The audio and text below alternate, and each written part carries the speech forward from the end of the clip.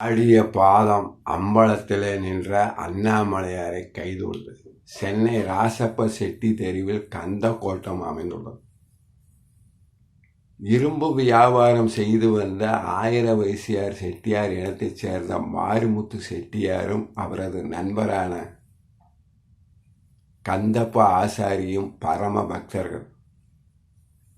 ஒவ்வொரு கிருத்திகை அன்றும் அவர்கள் திருவொற்றியூர் சென்று இறைவனை தரிசிப்பது வழக்கம். அவ்வாறு ஒரு தடவை 1595 மார்கழி திங்கள் 3ஆம் நாள் வெள்ளிக்கிழமை அன்று அவர்கள் திருவொற்றியூர் சென்று அந்த இறைவனை தரிசிப்பதற்காக சென்றபோது திருவொற்றியூர் பள்ளியம்மை ஓடையின் அருகிலே உள்ள ஓங்கி உயர்ந்து வளர்ந்த வேப்ப மரத்தின் அடியில் நிழலிலே உறங்கி விடுகின்றார்கள். அப்போது அவர்கள் இருவருக்கும் ஒரு சேர கனவு வந்து விடுகின்றது. அந்த கனவிலே முருகன் தோன்றி ஒரு குறிப்பிட்ட புற்றை சுட்டி காட்டி, அந்த புற்றின் அடியிலே நான் இருக்கின்றேன், என்னை சென்னைக்கு அழைத்து செல்க என்று இருவருக்கும் கனவிலே வந்து உத்தரவு இடுகின்றான். அன்று கிருத்திகை என்பதால் திருவொற்றியூர் இறைவனை தரிசித்துவிட்டு முருகன் சுட்டி காட்டிய அந்த புற்றை இடித்தபோது புற்றின் உள்ளே இருந்து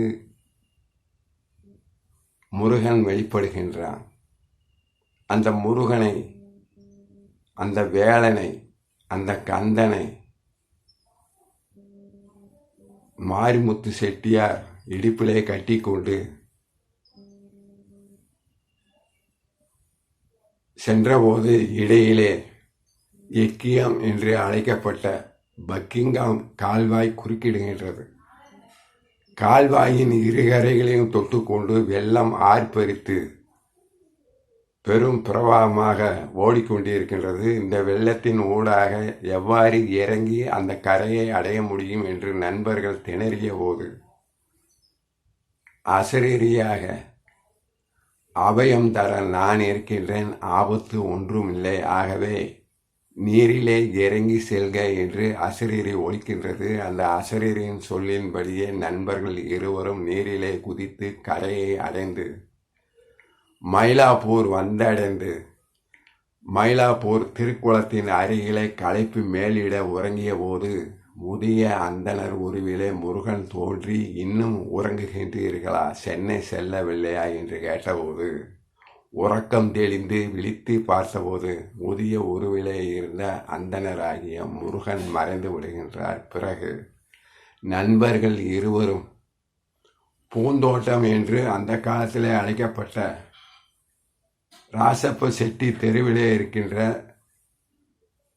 சர்வ விநாயகர் ஆலயத்திலே முருகனை பிரதிஷ்டை செய்து சிறிய செங்கற்களை கொண்டு கோயில் எழுப்புகின்றார்கள். பிறகு வந்த அன்பர்களின் உதவியுடன் 5 நிலை ராஜகோபுரமாக இன்று இருக்கின்ற அந்த கந்தக்கோட்டம் சீருடனும் சிறப்புடனும் பொலிவுடனும் காணப்படுகின்றது.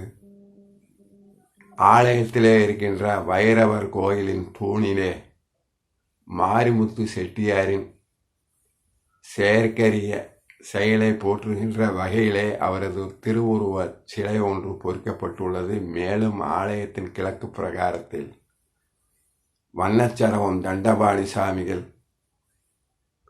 ராமலிங்க அடிகளார், பாமன் குமர குருதாச சாமிகள், அருணகிரிநாதர் ஆகியோரது திருவுருக மேனிகளும் சிலையாக வடிக்கப்பட்டுள்ளன. இந்த ஆலயத்திலே 31 படிகள் கொண்ட சரவண பொய்கை என்ற திருக்குளம் ஒன்று உள்ளது.